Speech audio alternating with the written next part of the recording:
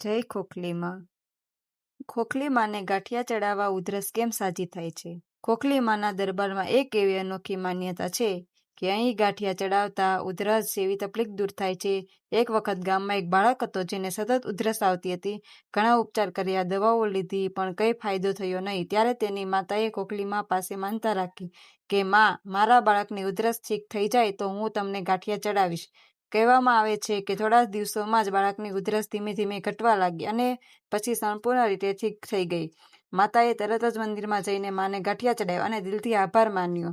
આ ઘટના પછી ગામમાં આ માન્યતા ફેલાઈ ગઈ અને આજે પણ લોકો ઉધરસ કે અન્ય તકલીફ માટે ખોખલીમાને ગાંઠિયા ચડાવે છે.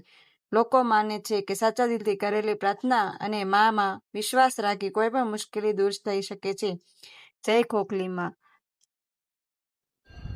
માતાજીનો એવો ચમત્કાર છે કે આજે એક કાકા આપણે સવારે મંદિરે આવ્યા હતા. તો એને છોકરો કેનેડા રહેતો હતો. ત્યાં એને કેટલી દવાઓ લીધી, કેટલું કર્યું, પણ ઉધરસ સારી જ નહોતી થતી. પણ એ કાકાએ આપણે ખોખલીમાને આપણે ગાંઠિયા માયના 10ના મહિને એટલે 20ના ધરવા પડે. એટલે સવારમાં એ ધરવા આવ્યા હતા ને કહેતા હતા કે ત્યાં કેટલી દવાઓ લીધી પણ સારી જ નથી થઈ ઉધરસ. કે અહીંયા ખાલી માતાજીને એકવાર આપણે ગાંઠિયા માયના ને તો ઉધરસ 2 દિવસમાં એકદમ સારી થઈ ગઈ ઉધરસ. તમારે મંદિરમાં કંઈ પણ દાન દેવું હોય, જે ઝાલર છે, પછી આપણે પતરા છે, પંખા છે, કંઈ પણ દાન દેવું હોય, ફૂલની પાંખડી, તો અમારો અવશ્ય કોન્ટેક કરો.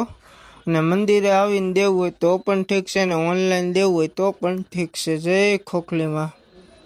અને આવા નવા વિડીયો જોવા તો અમારી ચેનલને ફોલો કરો ને લાઈક કરો ને તમારા ફેમિલી સુધી પહોંચાડો પરિવારો, એટલે એને પણ ઉધરસ થઈ હોય તો એને પણ સારી થઈ જાય ને તે પણ માનતા. જો તમે પણ ખોખલીમામાં વિશ્વાસ રાખો છો તો કોમેન્ટમાં લખો જય ખોખલીમા. લાઈક અને સબસ્ક્રાઈબ અને શેર કરવાનું ભૂલશો નહીં.